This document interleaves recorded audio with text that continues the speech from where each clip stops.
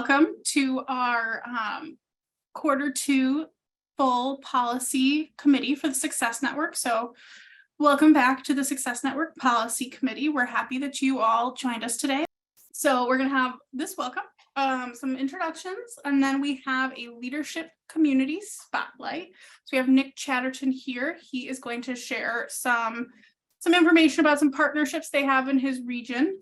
And then we have a walkthrough of the Success Network dashboard, some updates on the budget and legislative changes, and then kind of a check-in about our transportation work group, and then we'll wrap up.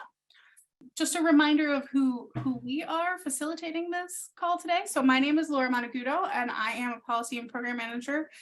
And then Emily, I don't know if you want to introduce yourself. Hi, everyone. Emily Ruska, Managing Director of Policy and Programs, both of us at Ed Systems, one of the 3 network organizers for the Success Network.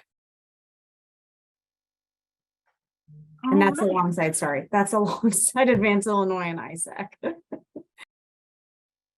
We are going to start off with a spotlight on one of our leadership communities.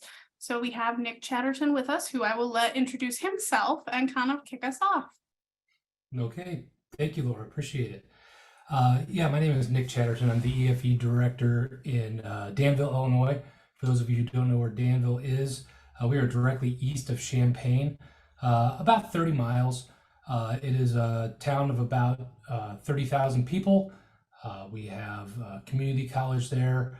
One of the things that is notable about Danville is we have a VA facility there that attracts a lot of veterans.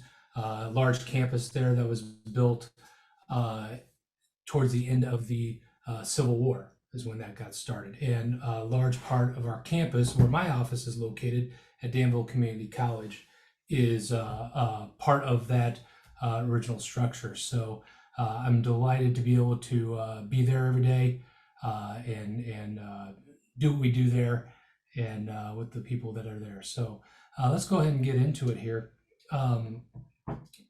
Sorry about that graphic. It is really stretched out, really nasty there. What I want to talk to you about and what I was asked to speak on is a concept that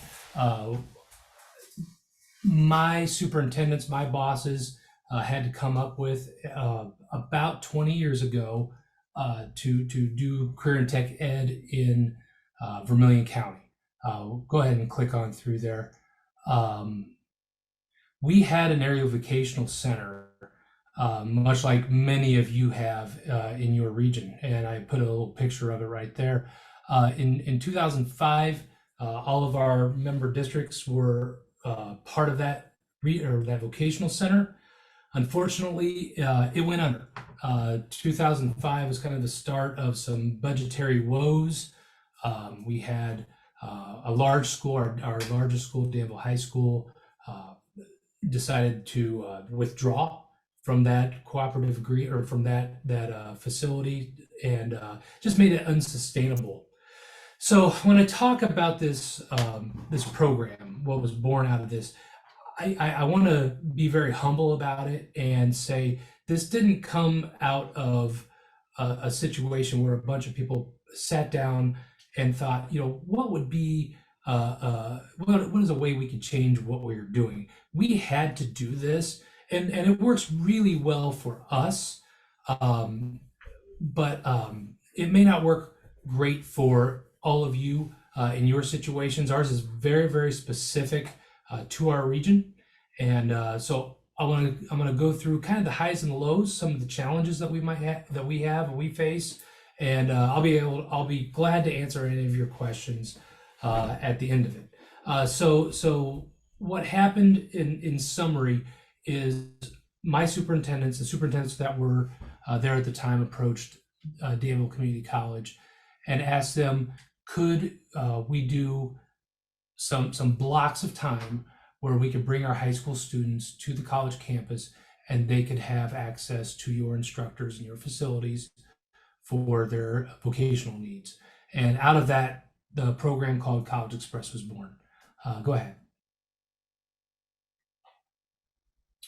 So what it is College Express is dual credit CTE at Danville Area Community College. It's open to all of our juniors and seniors. It's taught by DAC instructors. So this is for our automotive classes, and it's not just like this, but for simplicity purposes, in a 2-year rotation, we might teach automotive 100, 101, 102, and 103, and those are all part of the automotive degree program.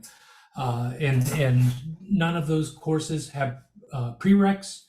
You can enter or exit at any time during this. So even a senior that comes in their spring semester can jump in on whatever set of courses are being offered at that point in time. We have 18 programs. There are 73 courses that we teach, and we're serving right around 400 students a year. The way it's funded is strictly from the school districts. Actually, none of the tuition or fees come through my office. We do help with the billing. We sit down with the college and compare our rosters with what they have in their system and make sure all the students are coded correctly. And then the college sends out a bill to our area, to the specific districts for the tuition and books and fees, etc. So CTEI and Perkins not used in that whatsoever. A negotiated rate of half tuition was agreed upon at the beginning of this whole process, which is half the regular in-district tuition rate by Danville Area Community College. So that runs roughly $75 a credit hour when you figure in the tech fees and lab fees and things of that nature. And then books are on top of that. We do our best. I sit on all of the various committees that discuss what is most needed in our area. And so we do try to align our classes with our local job projections, which they do. They line up pretty well. Go ahead. Some of the stuff that our office is able to do specifically, I think, because we're on a college campus, or on Danville Area Community College's campus, this was our first year for it, but we held an education conference. So it was just a future teachers conference. That's all we called it. Had a guest speaker, and then several colleges came in for just a half a day, when we had 50 students come to that, and they're really inspired coming out of that. They're able to learn what things they could do as high school students to hopefully shorten up that career pathway to becoming a teacher. We host a career camp on the campus. So next week we will have probably around 20 6th, 7th, and 8th graders, 25 thereabouts, come in, and they're able to participate in 5 different activities, from culinary arts to construction to welding, graphic design, things like that. And our instructors, who are College Express instructors, run that day. And it's just a nice way to be able to get some exposure on the campus, and for our students to be able to at a younger age, get to be able to have that experience.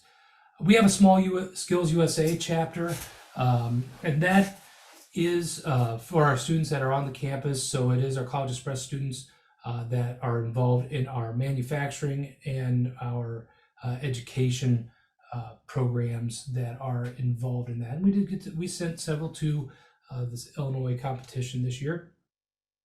We hosted a large career fair at the David Palmer Arena with 80 different vendors, 80 different industry partners that came and were available to talk to all the schools that brought students in, as well as we do several smaller industry-specific days like Health Professions Day and Manufacturing Day and things like that, where all of those programs kind of open their doors, talk about the different aspects of the program, what the job projections are, and allow our high school students to come in and be a part of that. So, and the nice thing for organization, with me being on the campus, it's really easy for me to be a part of those meetings and organizational process.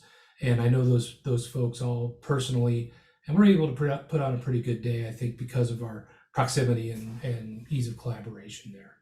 Go ahead. This is just a list of all of the courses that we offer. Now we have 2 sessions.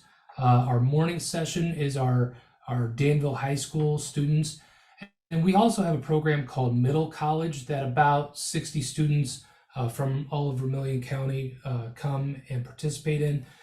Middle College is a program for students that they're really at risk for dropping out. They're not, RSSP students. They've not been expelled, but a lot of times it's students that are they've had an illness. They are way behind on credits. We have a lot of young ladies who have had a child and are coming to finish their diploma, and they get their diploma from their local school district, but they come to our Middle College program, and that's not, they don't take classes outside of College Express, but they populate our morning section as well, and that's from 8:30 to 10, and then we have a 12:30 to 2 session, which is all of our county schools, which is our small rural districts.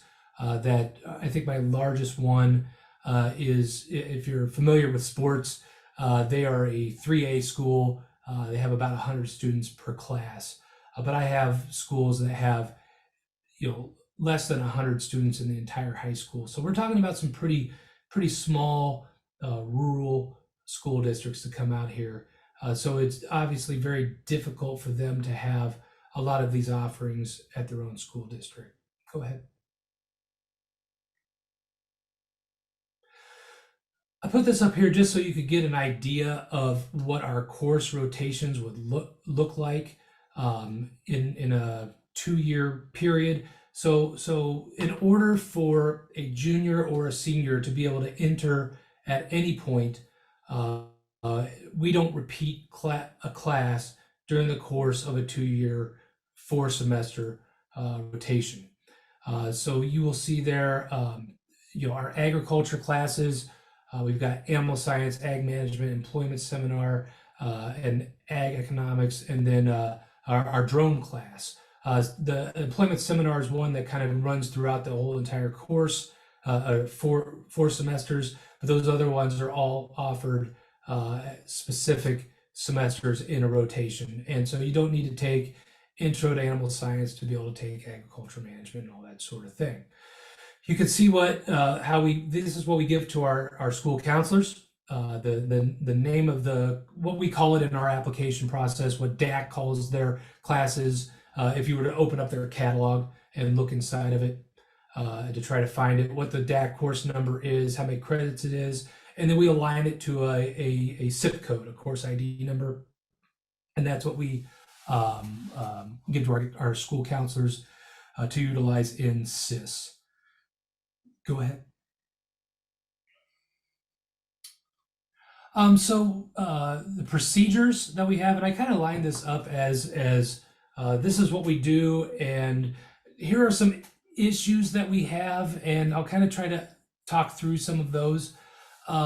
So if a student, I go out in January and hit every one of our schools. I do a presentation to sophomores and juniors that could potentially enroll in College Express.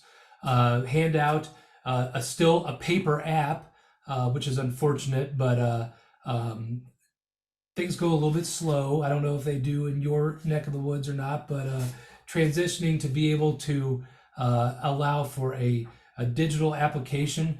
This day and age, I know that doesn't seem like it should be a huge issue, but for whatever reason, it is a real sticking point for us. So we've still got a paper app, and I could go through and drone on for a long time as to all the pitfalls and stumbling blocks as to why we don't have this all set up digitally.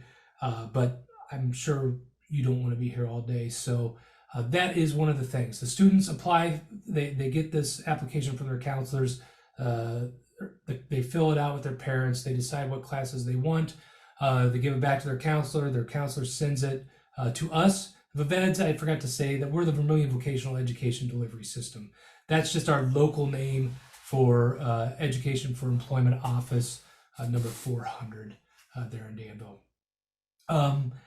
We have times, I've still got some folks that like to send faxes. They don't just send them in an email or anything. So the paper is unreliable sometimes, and that's something I'd really like to get around, but just right now that's not doesn't seem likely in the near future anyhow.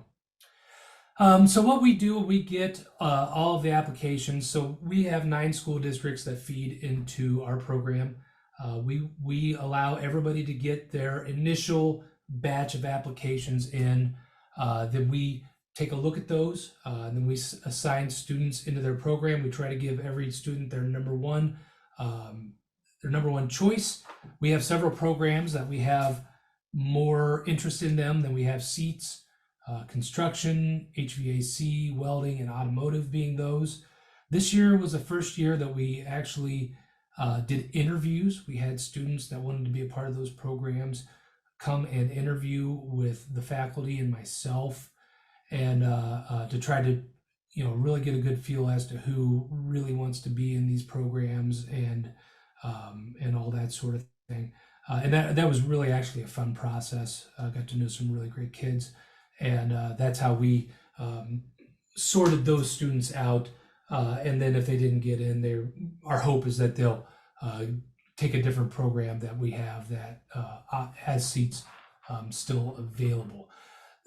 The issue, obviously, for us is the number of students per section is strictly dictated by our college. So I don't have the ability to say, well, I know our seat number is 10, but we can go ahead and put 11 in there right now.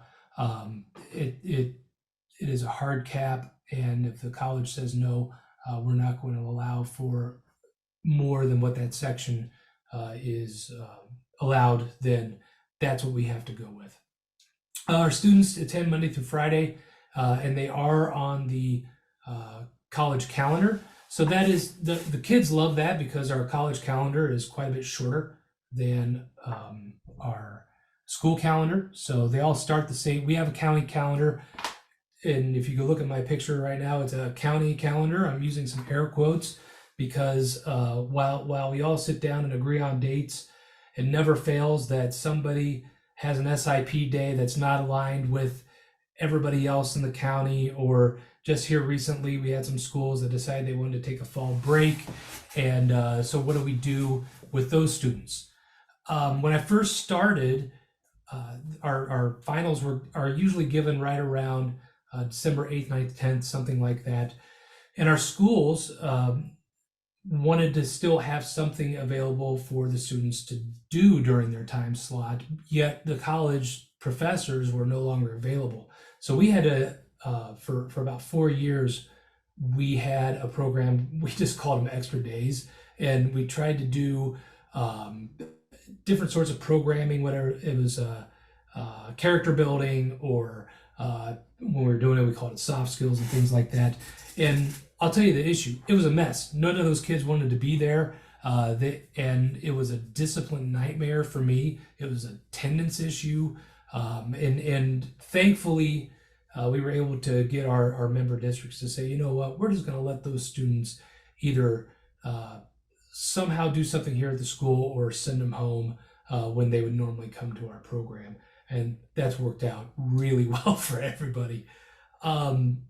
Another issue with regards to our instructors, the instructor and the curriculum is evaluated by the college. The curriculum I've got a little bit of say in that I get to sit on advisory committees and talk through some of the wants and needs of our students and provide information from needs assessments.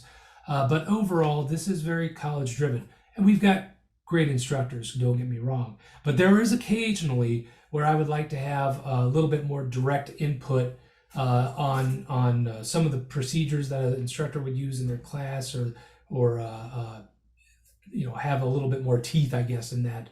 And I don't have any. So those of you who have an area vocational center, the principal will evaluate teachers just like a normal principal in a K-12 building would, and I do not have that ability. Moving on, our grades, how it works, we still try to give quarter grades to our schools, and we report those at the end of each quarter. Our professors, that I have some that have been with me for 15 years, and we still are kind of confused on how grading works. Because as you know, when you went to college, a lot of times most of the time your grading was done on a semester cumulative basis, and then it was what was factored into that was your final exam to get a semester grade. But we offer a quarter one, a quarter two, and then a semester grade. And sometimes you will see a for the first quarter, B for the second quarter, B for the final exam, and then a C for their final grade. And nobody understands why, including me. And then I have to go back to the instructor and say, okay, I'm going to have a parent call me about this. What's the deal with your grade? And then they'll give me the information, and I have to relay that back on. So that can get a little dicey. It's not a huge big deal, but it's something that I have to deal with at every grading period. So I am in local parentis when the students are on campus. So if there's any discipline, that comes to me first. If there is, just your run-of-the-mill stuff, a fight or bullying or tobacco or whatever, my job is to contain that and document and deal with that. But I am limited because we are students either are driven or drive to our campus and then they return back to the schools. So I can't give it attention. I really can't. I've never suspended a kid before. I work with my principals very closely. And we do treat this kind of, it's a privilege. Our students want to be out there. We have very few issues over the course of the 11 years that I've been doing this. I can probably count on one hand the amount of times that we've had an instructor that wanted to have a student removed from class due to any kind of discipline issues. So again, this is kind of about partnerships, and I've got a really great relationship with all of my principals. They're a great team with me. They want to see their students be able to have these opportunities, and so it works pretty well together. Okay, go ahead. So at the end of all this, I saw several of my colleagues that were on here, and they have some similar programs to mine, but not all of ours look the same in the way that we handle it, and that's because the parties that we participate with all have different needs. Danville Area Community College, it's a very small rural community college, and they needed some enrollment. They were lacking in enrollment in the time, and they were really willing to work with us or work with my superintendents when these needs were brought to them. So it wasn't my superintendents on their knees begging. It was really very mutually beneficial because the college wanted our students, and the high schools, they were used to paying 5 times more for the tuition for one of their students to go to our area vocational center. So it was truly, obviously very beneficial to them to have this partnership. Other things that are very unique about ours, Danville Community College is relatively close to the center of the county, and the county is Vermillion County, and this is extremely unique, and it really makes things nice for us. The ROE's boundaries is Vermillion County. The community college's boundaries is Vermillion County, except for a couple of two outlying schools. They're geographically pretty far from the college in the first place. And then my boundary is also Vermillion County. So I don't have to worry about overlapping into another community colleges district, and possibly having students wanting to come to a community college that they're not part of that district. And so we don't have turf battles, I guess you should say. And so my meetings every month, I'm in there for the regional office meeting with all the superintendents and get to hear and have input on those roundtable discussions. All of those folks are also part of my board. My superintendents are my bosses. And the community college folks are non-voting members of our board. So it's just a really cohesive group that geographically has made it very easy, and frankly, we all need each other. So we get along really well with initiatives, and are able to do some pretty good things. When we need something done, we're able to talk to each other and make things work. So I think if you want to hit the slides one more time, that is my contact info there. I'm glad to talk to anybody about what we do. Again, I was humbled and flattered to be asked to be able to participate in this and talk about this. I've got some colleagues that I see on here that they do some really great stuff, and I feel a little bit like, man, you should have asked some of those folks. They do some tremendous things in their neck of the woods. What we do is great for us, and glad to share with anybody if you'd like to hear more about it. And at this point, I'll answer any questions that any of you might have for me.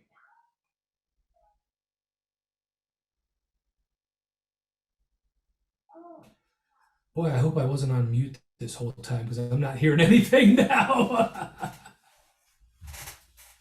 Oh, that was great, Nick. Okay, good. I heard you. Amy has her hand up, Laura. So Amy, go Yes. for it. Cool.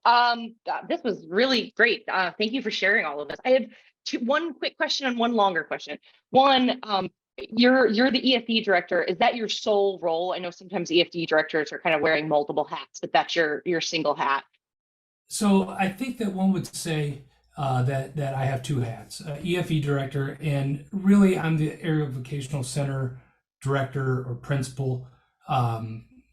Obviously we're not an area vocational center because we don't have a building that houses our students.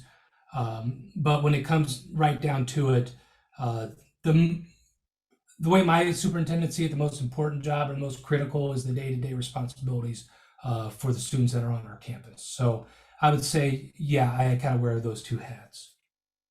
That's helpful. Thank you. And then my last question is, how do you guys determine eligibility requirements? I know a lot of them, are you eligible for the program, or is each course have its own eligibility requirements, or? Yeah. The eligibility requirements are the same as what it would take for an adult student to enroll in those classes, which the vast majority of my classes. I'm sorry, everybody, give me just 1 second. Heather's gonna pick me up in a few minutes. I have a 10-year-old that. No, you don't need to say that. Goodbye, Greg. Don't you love that? Even though I have signs that say absolutely do not enter this office, pool parties are important, and we need to have permission now to get to go out and swim. So I digress. The enrollment is the same for any student as it would be for an adult. So the vast majority of our classes are open enrollment. There are no requirements for those. Early childhood education, because of those courses can transfer to a four-year university, they have IAI requirements. They do have certain reading and writing scores that the students need to be able to attain on those. We do that through, they can satisfy that with an ACT and SAT in the various local assessments that the community college provides, which changes every 15 minutes. So it's hard for me to even remember exactly what it is that we're using at the moment. The same is true for our criminal justice program, and then our health occupations or CNA program. They've got a minimum reading and math score that the students need to get. It's mostly the ALEX test, I think that is what they use, but again, you can use ACT, SAT, etc. for entry on that. Otherwise, it is open entry, and if you are enrolling in this, if you send me an application for a class that is not full, you're in, and that's always been the past practice. And as long as the school trusts that that student can come out and be successful, then they're good to go. I see Dina has a question. Had to unmute there. Yes, thank you. And I apologize if I missed this, because as I told you in the beginning, my lunch got delivered and I did turn away for a few minutes to scarf down a half a sandwich. So, but I have my headset on, so I don't think I missed it, just in case. In you know, kind of a callback to our opening where we talked about, you know, data and what we would want as far as a deep dive into data. I'm curious, Nick, first of all, congratulations. I think the program sounds fantastic. Do you have outcome data yet? Do you have data related to whether the students get employment in these fields, or whether, you know, or is it too soon to have outcome data? We have data that really it's not great data, and I'm just going to be very honest with you of what we have found when we just look at how many students that participate in our program, enroll in this, continue on in the program that they were enrolled in with College Express. So let's say we have a junior or senior that is a concentrator, takes automotive their junior year, their senior year. The data says that about 33% of our students come back and continue on in that pathway.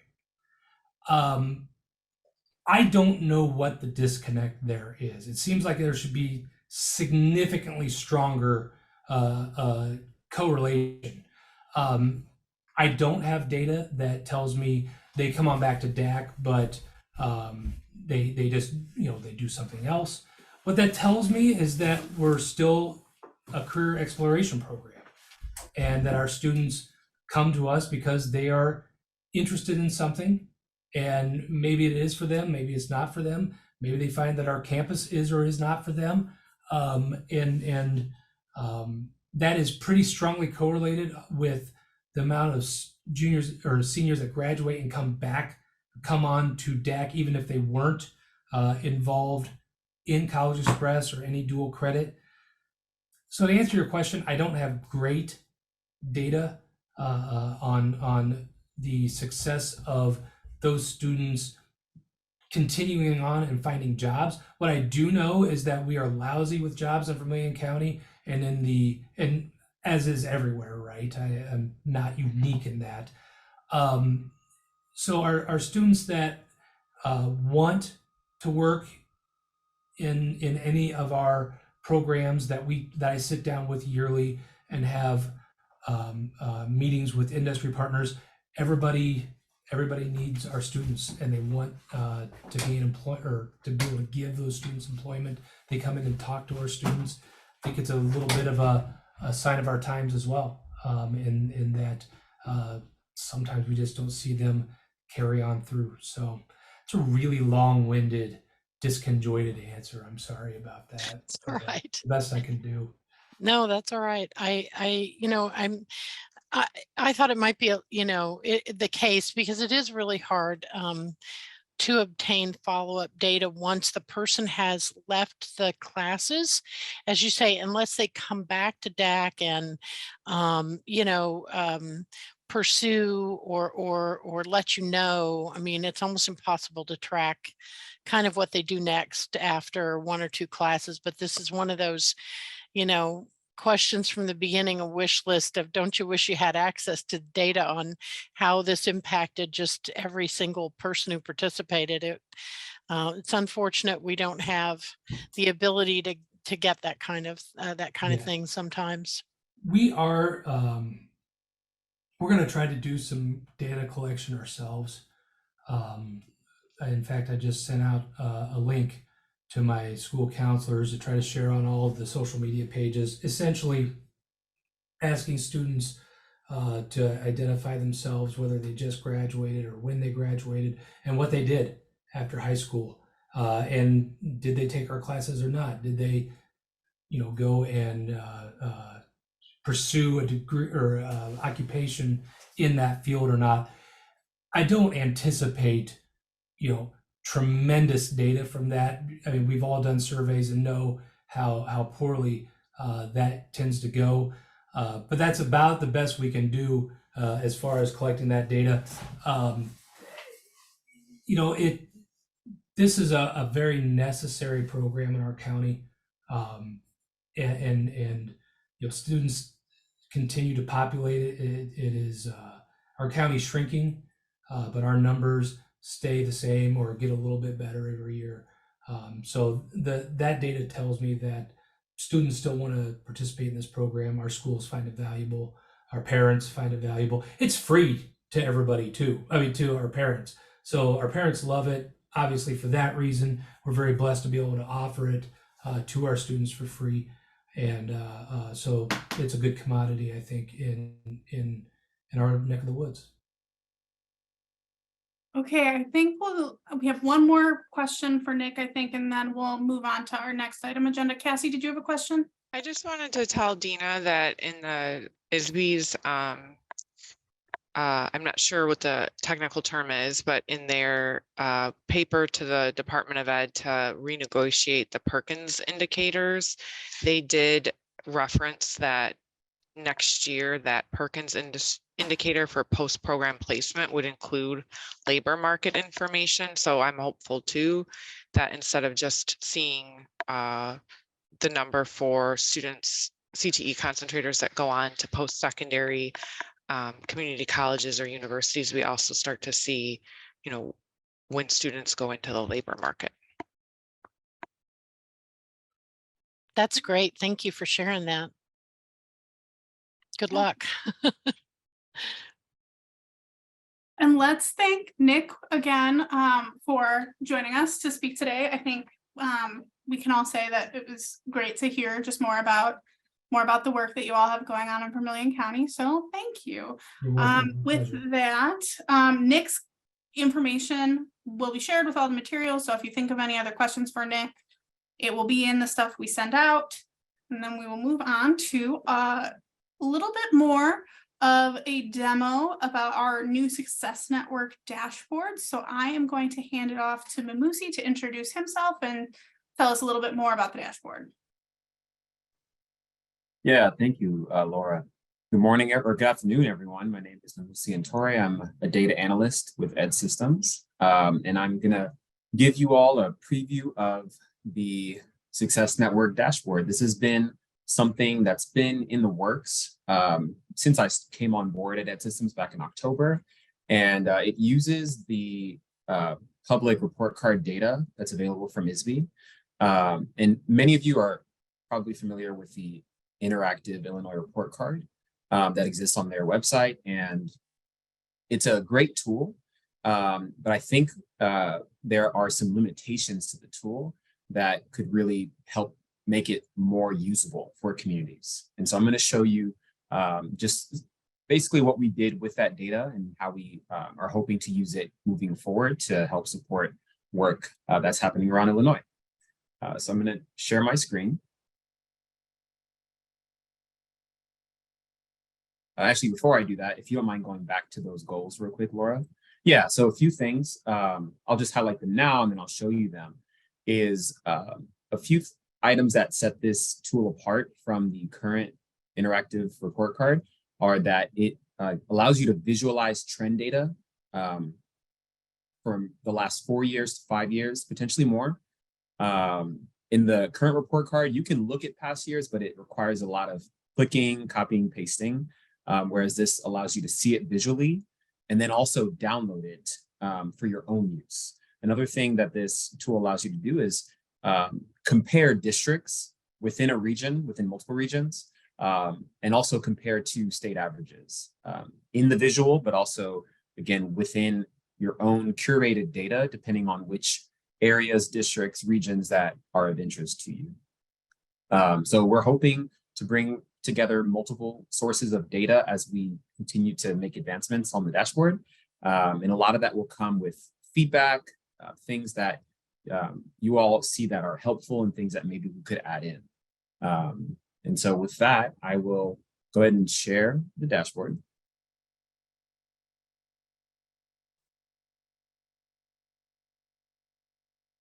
Great. So what you see as you kind of enter this page, there's two metrics that we currently have in this phase of the dashboard, post-secondary enrollment and community college remediation. So we'll start with post-secondary enrollment. And so you're met with this map of the state of Illinois, and you can see in the shading that it's on a scale from 0 to 100, a percentage of graduates from a public high school in Illinois who enrolled in either a 2-year or a 4-year college within 16 months. So what we're looking at right now is overall enrollment across the state in both 2-year and 4-year schools. So this is a Tableau-based dashboard. So as you hover over any district of interest to you, you'll see the name of the district. If they're a part of the Success Network, you'll see which leadership community they're in. And if they're not, then you'll just see none. They're not a part of the Success Network. And then you'll see the specific metric that this dashboard is showing, which is overall post-secondary enrollment, which is in blue. So the percent of graduates enrolled for Harvard CUSD is 46.5, and then you have a comparison to the state. And so in that year, for the graduating class of 2020, it would be 65%. So for any district that you're looking at, you can get that snapshot for that graduating class and a direct comparison to the state. Now, this map view can be filtered in 2 ways. So again, like I said, we're looking at overall enrollment. If we want to hone in on just 4-year college enrollment, you can filter that.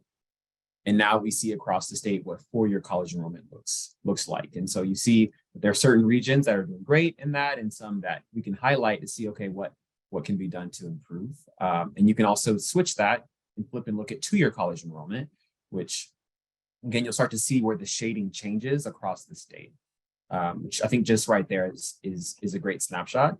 I will say for both this as well as the trend view that I'm going to show you in just a second, you can download this as an image. And so as you look back at different comparisons of enrollment, or even going back to previous graduating classes, because this goes back to class of 2017, you can look and see kind of what the state looked like in a snapshot for each of those years. So if I were to go back to just the overall enrollment, I just click on this filter, select all. And let's say I wanted to go back and look at class of 2018. And so click on class 2018, the map will change just to see what enrollment looked like in that year. As you start using this, one thing I want to caveat is that for like previous years data, so for like class of 2017, you'll see some, like in this case, very, very dark orange county or districts. And that's, you may have to inspect, because what happens is, so for this district, for example, there was no data in that year for that graduating class. So it was null, so it was empty, which in the Tableau interface, it counts that as a 0. So for some districts, and this is really more so in earlier years, you may have to do a little bit of inspecting if you see some colors that really jump out to you. And again, if I wanted to go back to where I started, click on class of 2020 to look at that more recent view. Now, if you, again, are interested in a particular district or a particular region, there's a few ways to find that. Because number one, I mean, you could search across the map, and you likely would maybe be able to find your specific area, region, district. I'm sure we can all spot Chicago on the map, or maybe other districts. But given ones that are particularly small, or ones that contain regions that contain many districts, you really want to be on this side of the dashboard, which will allow you to search for your district or community. And so you have a list here of all the districts in alphabetical order. And then you have up here 2 filters for searching for a district or a leadership community if you're in the Success Network. So if I were to look here and search for a particular group of districts that I was interested in, so let's say I wanted to look at CPS and Layton, I can search for them in this bar, just making sure that I select the check mark next to that district's name. You can also search it by district number. So if I wanted to search for District 211, for example, I can type in that district name, select the checkbox. Now, one thing that as you use the dashboard, you'll notice is if you don't select apply, nothing will change with the filter. It won't isolate those districts for you. So let's say by mistake, I click this filter again, nothing changes. And that's because I have to make sure I click apply. So going back now, the list resets to the top, and it may seem like, oh, I have to do it again. No, it'll remember where you left off. So like the last district I selected was 211. It's still checked. So you just have to make sure I hit apply to see those districts isolated on the map. When I do that, now I'm just looking at the districts that I'm interested in and the ones that I want to compare and look at their trends over the years. Now, there's two ways to get to the trend view from this. You can either select the district outline from the map, or you can select it from the list. Either one will take you there. So if I wanted to look at Chicago's trends over the last 4 years, click on that, and now it shows me this trend view, which again, just this visual in one place, I think is a great, powerful story that you can see instead of having to click multiple years on the report card. It's all right here in front of you. And so as you're looking at this trend view, you can hover over the different parts of the line graph and it'll give you different information. So at the very top, the black line is showing overall post-secondary enrollment. And then below that is the breakdown of 2-year versus 4-year. And there's a legend up here to help you keep track of the colors. And so another thing about this trend view, so as you see, you can kind of make your observations just from what you're seeing. You can download this data, like I mentioned, for your own use, which is what this button is for right here. So if you click this button to download the data, there's 2 forms that you can download the data, long form or wide. It's really a matter of preference. Each one will kind of show you the data in a different way. And so my suggestion would be download both and determine which one works better for you. The long form just stacks the years vertically and the wide form shows them across. You can download this Excel or CSV. Now, if I want to go back to the map view, and let's say I wanted to compare all 3 of the districts that I selected, I would click on this button. Before I do that, you will see for both the map as well as this trend view, this kind of helpful question mark that will give you instructions on what you're looking at, how to interact with the dashboard, and just more context of what we're looking at here. So I'm giving you the presentation now, but if you were to look at this later or showing it to someone else, that's what this button just kind of reminds you of what you're looking at, how to use the dashboard, and just some context of what you're looking at. So going back to my map view, the same kind of button is here to show you what the filters are, how to select, interact with the map, and again, some context about it. Now I have these 3 districts, right? And let's say I want to compare them. So the way that I would do that is I click, select, and hold. And what's going to happen is it's going to give this lasso tool that allows me to highlight any or all of the districts that I'm interested in comparing. And so when I highlight them and let go, now I can see all 3 of these districts' trends on the same graph. And so I have these 3 colors just so I can keep track of which district I'm looking at. There's a legend up here to show me which color represents which district. And what you'll also see in the background in this kind of thicker line is the state average. And so we can compare each district to the overall statewide trends. This view can be filtered again. We're looking at overall enrollment trends. If I wanted to look at 4-year college trends, I can look at that in isolation. If I wanted to look at 2-year college trends, I can also look at that and just see how each district compares to each other, but also to the state. Like in the previous view, you can download this data. It will give you in your data set all of the districts that you have selected. So you have them there in a data file for your own use or to share with your own community stakeholders. And it's very customizable. depending on which districts you're interested in. Going back to the map, if I want to reset my view and look back at the state again, I click on this Find a District filter and select all. Make sure I hit apply.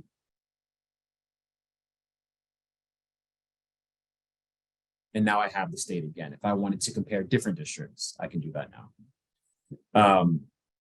One other thing I'm going to show you is this Find a Leadership Community filter, which is specific to districts in the Success Network, which I know some folks in this call are a part of.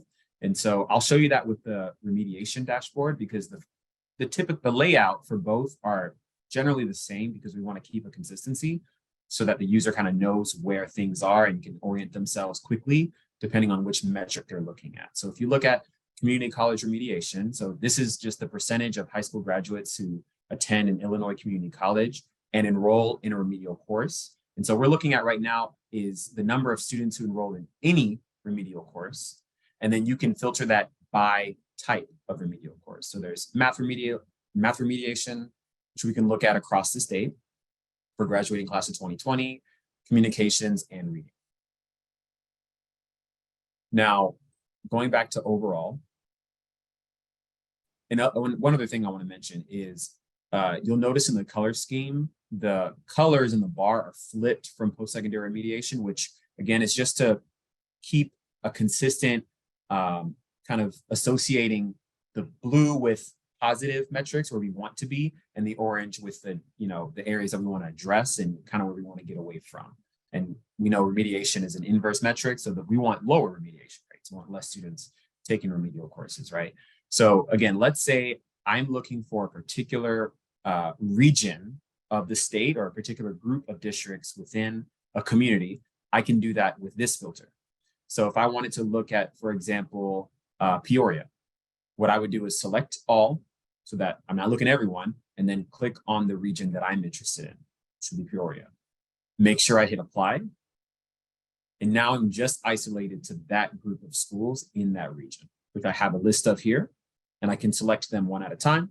Or if I'm interested in grouping together or comparing particular districts in that region, I can do that as well.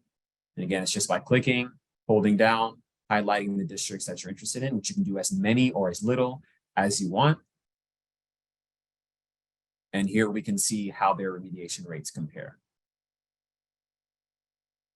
One thing that's a little bit different about this trend view is the state comparison. So we have still a comparison to the state of Illinois, right?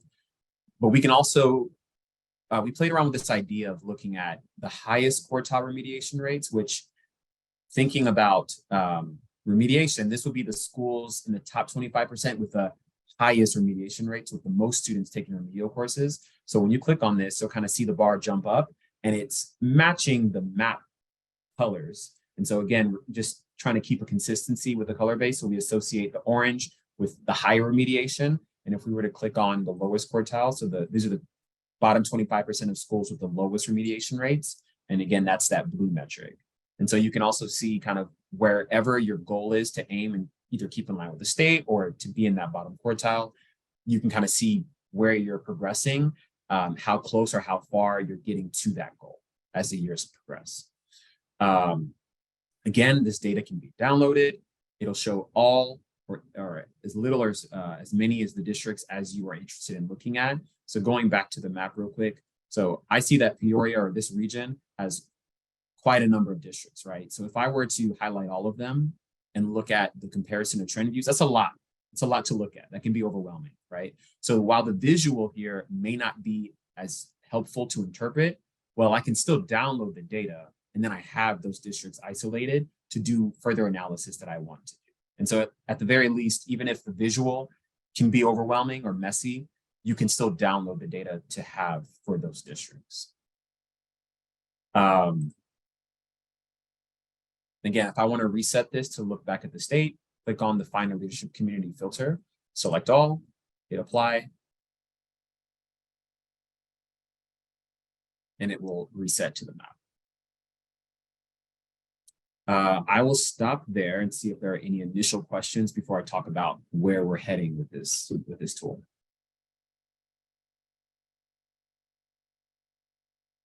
I think, there's a question about kind of some of the data that are going to be rolled in the future, but I think, which I know you're going to speak to.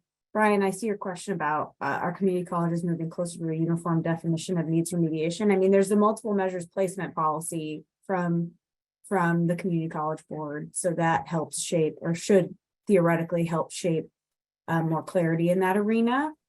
Certainly for our colleagues who are at ICCB and at community colleges, would welcome folks to weigh in there on that. But yeah, I mean, I think the movement toward the multiple measures placement as a way of wrapping our heads around who should be placed into dev ed is sort of the main answer I think I would have on that front.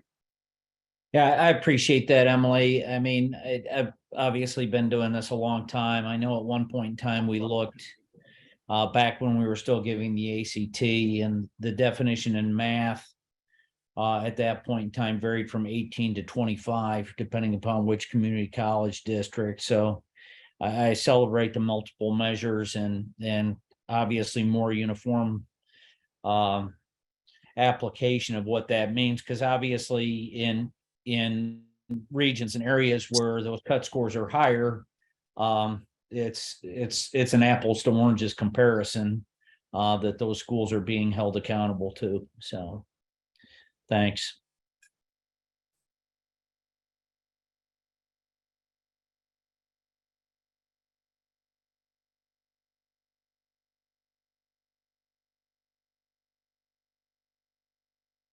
I think those are the primary questions. I see Cassie was asking if the communications is an English course, which it is. It's the kind of English remediation course. But I think, yeah, I think we probably, Manusi, are primed for hearing about where you're taking, what you're adding next. Yeah, so one thing I'll add, going back to the original question that Laura asked, and you actually mentioned this, Laura.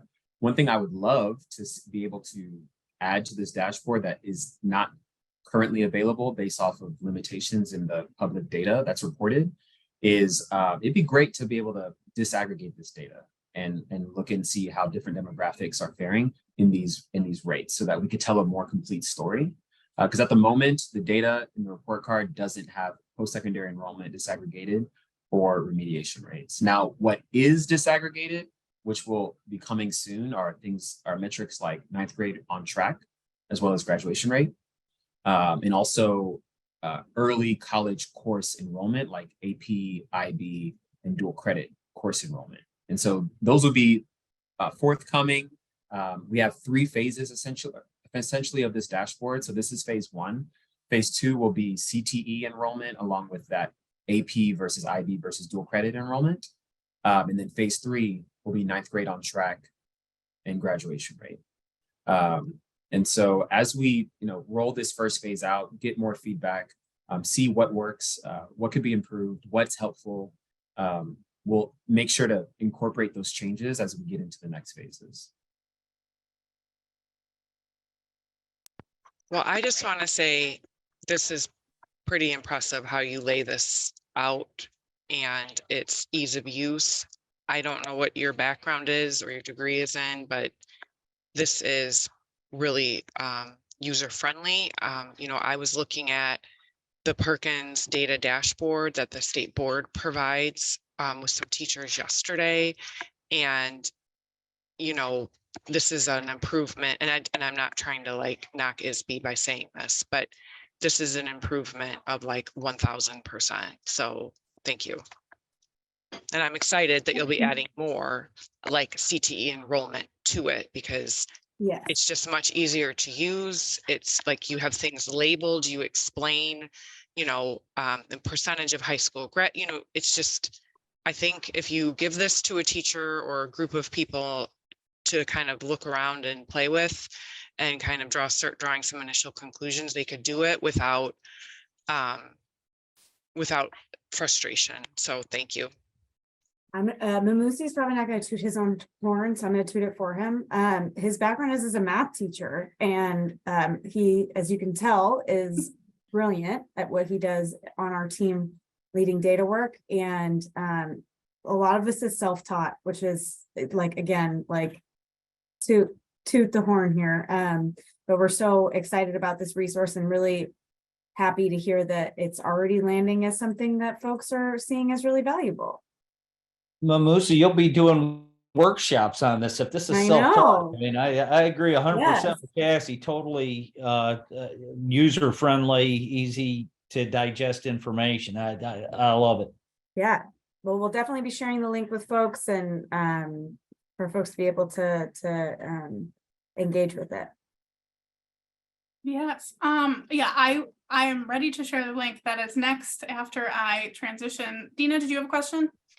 Just a real quick a suggestion. I don't even know, it might be too late because it's June, but if you might want to consider like submitting a session for the College Changes Everything conference to demonstrate this, tool and this great resource. It gets a really good I imagine cross section. Sam's on the line, so we'll punt that to Sam to see if That's right, Sam. Sam knows I'm a big proponent of CCE conference. I go every year, whether it's in person or virtual. I'm there every year and I present as often as I can. So yeah, I think this would be a great thing for people to know about the work that you're doing. So along those lines, this specifically just starting off for Success Network members, but we have regional meetings coming up. So if you are part of a Success Network community and you want to dive in more deeply with these dashboards, that is something that we will be doing at these regional meetings. So for those of you who are members of those communities, feel free to sign up for those. We'll share that information too in what we send out after today's meeting. Next up, I'm going to hand it back to Emily, and she's going to give us some updates. And I will also be sort of handing it. That's okay, Sam. We'll forgive you. No, there'll be plenty of opportunities to engage with the dashboard, and I think just stay tuned. We'll make sure, since there's a lot of interest in this group, anytime there are updates to it, we will make sure to highlight it with this group and provide as many opportunities as possible to use the resource. So we can go ahead and go to the next slide. We're just going to do a brief recap of some of the highlights out of the legislative session that did finally end, and the budget that did finally pass. And kudos to so many people on the line here who work really deeply in the legislative policy and advocacy space. We can go ahead and go to the next slide. I think first up we have budget highlights. Amy Galvin from Stan, I know we kind of emailed a little bit about this, but I've got some of the highlights here on the slide around funding, but I wanted to provide a little bit of space on the floor to you if you wanted to just speak up about kind of the nature of the conversations that you were hearing over the course of this work. Sure. So I'll start just on the dual credit line item. So as you said there, this is the first time we've ever had a dual credit line item for the state budget. So, even if it's a small appropriation, that's really exciting. 3 million of that is going to be spent on grants directly to districts. We don't have much information beyond that. ICCB has some ideas on how those would be used, but we're not sure. So we're working on getting some clarity with a couple other stakeholders. If you're interested, shoot me an email and I can keep you looped in on some of that stuff, or let Emily know, and I'm working with her. And then 150,000 of that 3.1 million would be used for administration. So for the first time, ICCB is going to have a dedicated pot of money to administer dual credit grants and hopefully have some kind of dual credit, essentially kind of a landing place. We'd love to see some of them hire somebody for that position. Again, I don't have much information beyond that, but it was just exciting to see this. And some of the discussions around this line item, you heard a lot of support for dual credit. When ICCB presented their budget requests, obviously it was for their entire, the whole college system, and all of the questions were around dual credit. which I thought was really interesting and just showed that legislators are really tuned into dual credit and they generally support the program. And then ICCB had also spoke up a lot with a lot of support for dual credit, which was encouraging for them to hear. The CTE, that one, the little boost there. So there was a $4.6 million increase there. There's also another $3 million for computer science courses and how that will line up with whether there'll be like a dual credit course or a CTE based course is again unknown. But there's some nice increases there as well. Just kind of see that appropriation growing as we're rolling out so many different policies about pathways and work-based learning, and to see some additional support there. But I think, I can keep going, but I'll turn the floor back over. Thanks, Amy. Yeah, we're really excited about the CTE increase as well. And I know ISB and ICCB are kind of preparing for kind of Perkins modification processes. So stay tuned on all of that front. We'll be keeping you in the loop as we hear about what the priorities are there, and using y'all for input on that front, certainly. Just other increases across the board, or investments across the board, evidence-based funding, getting the kind of standard 350 million increase, which has been promised for years here. The Minority Teachers of Illinois Scholarship getting 8 million, which certainly involves a lot of work around pathways, particularly in education, certainly, and eligibility for early childhood educators. MAP got an increase of 100 million, which is always exciting to be funding that program at higher rates to ensure that our Illinois students are having their financial needs met at the post-secondary level. And included in the appropriations was 45 million for a teacher shortage pilot. So we're really excited to sort of see how all of that shakes out. Any other budget highlights that folks heard about that they want to just name before we jump into some of the legislative highlights? All right, feel free to drop thoughts in the chat if you have them. So Advance Illinois was involved in this House resolution, but it's a House resolution to have ISB support increasing the number and diversity of educators in our educator workforce, and having developing and launching a statewide teacher recruitment system. So I know there's some folks on the line who maybe were involved in that. So if you would like to share a little bit more about the spirit of it, definitely want to hold some space here for it. But also just excited that there are so many different strategies kind of coming to the fore around addressing our teacher shortage work or issues. Sure, I can go ahead and jump in. Hi, everybody. This is Ann Whalen from Advance Illinois.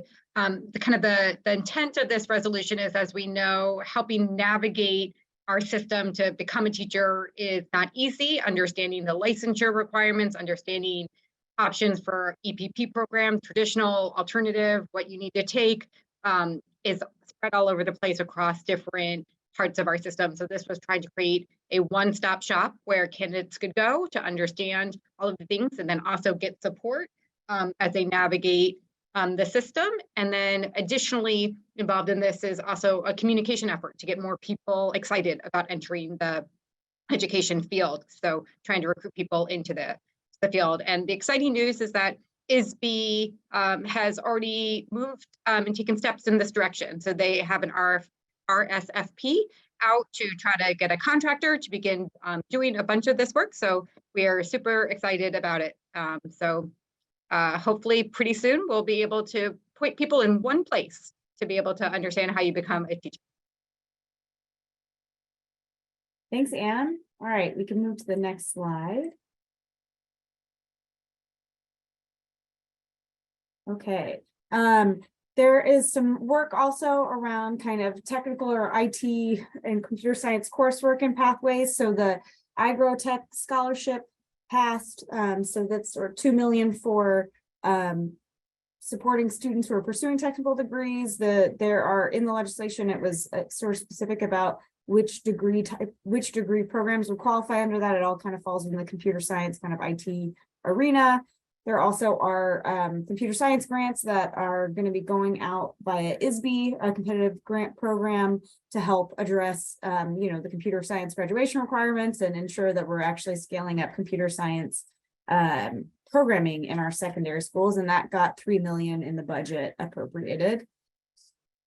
On the next slide, the This bill was originally going to be having ISB in collaboration with other agencies establish a system of providing liability insurance to cover individuals completing career development experiences. It got shifted to be convene a task force on liability insurance. It's one of those things where we know that liability insurance is a challenge in terms of scaling work-based learning. And I know Laura's going to talk about the work-based learning transportation work group in a minute here, but we're looking forward to this task force being convened and hopeful that there can be some solutions that can help address these challenges statewide coming out of this task force.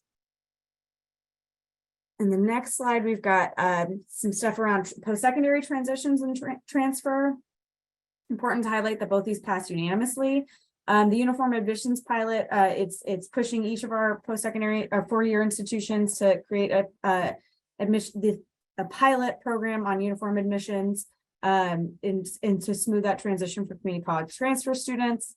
And then the big win, I don't know if we have anyone from ICCB on the line, but they were pushing for this, an amendment to the Illinois Articulation Initiative, and it does two primary things. One, it really advances work around major course transfer. So not just transfer of coursework from a general ed standpoint, but saying that chemistry taught at a community college is chemistry that should be transferred into a chemistry major or pathway, if that is what a student is pursuing at a four-year upon transfer. So that's a really exciting movement there, as well as calling for a new IAI panel in elementary and secondary education, which has been a big gap in the IAI system so far, and we're really excited to see what comes out of that soon here. And then I think I maybe have two more slides here. So there was a bunch of talk around data. So there was a bill that actually came from a student-led initiative in Leader Lightford's district. The bill ended up getting kind of softened a little bit over time. It aimed very big in terms of pushing for lots of disaggregated data on the report card, which we certainly are in support of, but also it had some implications for student data privacy issues. So the language had to get softened a bit over time. The time frame is getting kind of pushed out, but I think it's pushing our systems in the right direction, and hopefully we can continue to see increasing amounts of disaggregated data on the report card. SB 2240 pushes community college boards to provide back remediation data, more specific remediation data to their feeder high school districts. That got softened a little bit to be upon request rather than just like an annual report. But again, the more data we have, the better. And also like the more specific and localized data we have, the better. Anything else that we missed that folks want to highlight? I know we got some friends from PCC on the line. I know there were some other things that you guys were involved in that want to hold some space for that. If there are other bills that folks heard of that they were excited about, or budget highlights that you were excited about, definitely want to hold a little space here for that.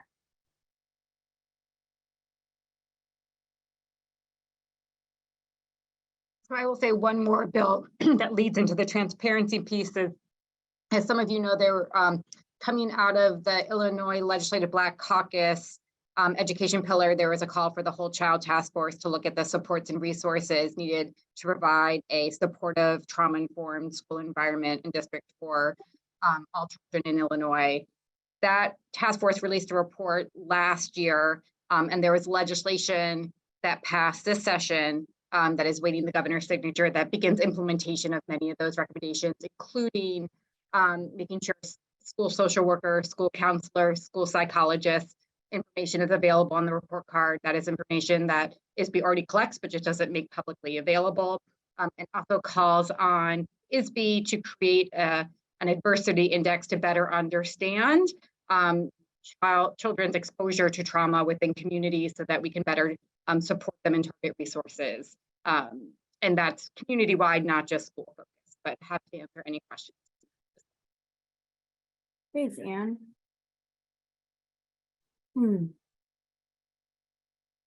Well, thanks for rolling with the rapid fire legislative session wrap up. And if there are other thoughts that come to mind, I see someone has their hand up, but I can't tell who. I think it's me. Yes. It's always going to be me. You guys probably know that by now. Sorry. So you were just mentioning the adversity, what did you call it? Adversity index. Yeah. Index, yes. And I'm curious, if you could tell, maybe not right now, but in a future meeting, because I know we're getting close to the end, but more about how that index is calculated. And I'll tell you the reason that I ask.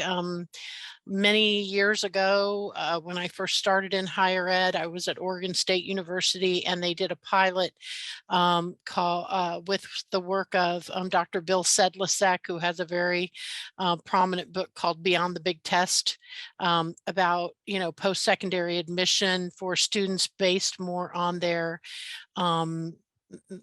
ability to respond to adversity, right? And there's a lot of great work in that area. So I was just wondering, when we have time, if you could share a little bit more about the adversity index. I would love to, and I'm happy to share kind of the intent behind it and where it's going. I will be very transparent. It is just beginning and getting off the ground. ISB is just working to pull together the players. So there's a lot of opportunity to shape and inform. Yeah, because one of the things they used, at the State Board of Education in Oregon was and it doesn't. I'm going to have to explain it for a second, but an essay, not a typical college admissions essay. It would ask the student 5 questions designed by Dr. Sedlicek and his work, and they were not at all, if you were one of the readers of the essays, you had to be able to set aside, you were not reading for grammar, you were not reading for English as first language, command of the English language, you were not reading for spelling errors, typos, nothing. You were reading for the content of how the student responds to various questions about facing adversity. And so it was kind of an exciting time. Unfortunately, it was like right before I left OSU. So I only got to participate in it for about a year, and I don't know where they ended up going with it, but it reminds me very much about the work you're talking about here. I have made a note that this is a good topic we want to learn more about. So I know we ask you that at every meeting.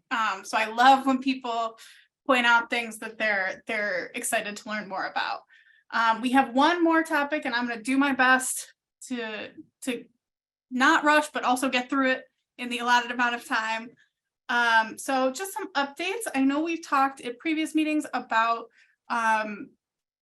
launching some work groups, and one in particular was transportation related barriers to work-based learning. So we have launched a work group to discuss and come up with some findings and thoughts about this. Just a reminder of the process for this work group. So the plan is and was to meet 3 to 4 times. So far, we've met twice, and share the findings that we eventually come up with basically anyone who is relevant and looking to hear more about what the policy committee thinks about transportation related barriers to work-based learning. So P20 Council, IWIB, Career Pathways for Target Populations, IWIN, ISB, all of the above. Anyone else you can think of, feel free to share if you have other people you think we should share this with. The topics that are specific conversations are around are supporting in-school youth, and we are taking kind of 2 main steps. So diving deeply into access obstacles, resource limitations, policy barriers, etc. Summarizing what are the challenges that are coming up in transporting students to work-based learning, and then exploring some creative solutions and having a little bit more conversation about those. So as I mentioned, we've met twice. The bulk of our first 2 meetings has been really focused on making sure we have a deep understanding of the wide variety of barriers that come up when it comes to transportation for work-based learning. So this is a list. I was going to elaborate more on a couple of these for the sake of time, I am not necessarily going to do that. If you see anything or you think of anything that you don't see here, so I know lack of vehicles, driver credentials, scheduling challenges, equity concerns, lack of funding, lack of teachers, any of that kind of stuff. If there's something else you're thinking of, feel free to drop it in the chat. Feel free to email myself or Emily after this meeting and let us know. We want to make sure we have a really deep understanding of this. Next steps, so we're going to brainstorm and discuss possible solutions with the group in our next meeting, and then kind of at the same time, and eventually our fourth meeting will be finalizing a draft of what our findings are. As I kind of mentioned, we have a next step is really to discuss on a deeper level some solutions. So I have pulled together some questions.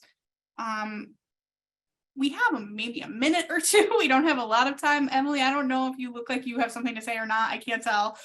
No, I would say just encourage folks to drop things in the chat, and probably just because we have 2 minutes left, just to make sure we can button up. That is a good call. Drop any answers to these questions. So are there solutions? But also join us for the next transportation work group meeting, so that you can talk more about this in depth. Yeah, if you look at these questions and you have a lot of thoughts, you should come to the next meeting. I have the date on one of the next few slides about what that meeting is with the registration link. So any creative solutions you think we need to know about, any things you've heard from students, any ways you think we could keep equity at the center of the conversations about solutions. Wrapping us up, I think we've had a really full, really robust conversation and meeting today. So happy that you all were here for us. Just some final announcements. If there's anything you think we missed, any other topics that you think you would like to hear about from the committee in future meetings, feel free to let us know. We want to bring information to you that you're excited to hear about. So just keep letting us know if stuff comes up. Also save the date for the College Changes Everything Conference. We had a really lovely plug for the College Changes Everything Conference earlier in our meeting today. There are a ton of sessions, a lot related to some of the things we either have talked about, will talk about, or just might be interested in if you're participating in the policy committee. Registration is linked. We'll send it out with the materials as well. It's going to be on July 13th at Tinley Park, and it's in person. The kind of upcoming Success Network Policy Committee related events. So our next transportation work group is going to be July 10th from 2 to 3. So if you are interested, please register for that. Like I said, gonna be talking a lot about solutions and some of those questions that I framed up here. And then our next full policy committee meeting is going to be in September, September 13th from 9 to 10:30. Registration links. So if you register on the Zoom, you'll get a confirmation email that will have a calendar invite for you to download. So if you do it now, you'll have it on your calendar. And then any materials, meeting recordings, if you want, we have a lot of links to today's presentation. If you want to make sure you're getting everything that's linked to your registration, the dashboard, all of that good stuff, you can find it all on the policy committee website. Look at that. I did it with 2 minutes to spare. Thank you everybody for joining us today. I hope you got some information out of this that you find helpful and relevant to your work. And thanks for joining us. We're excited to have you.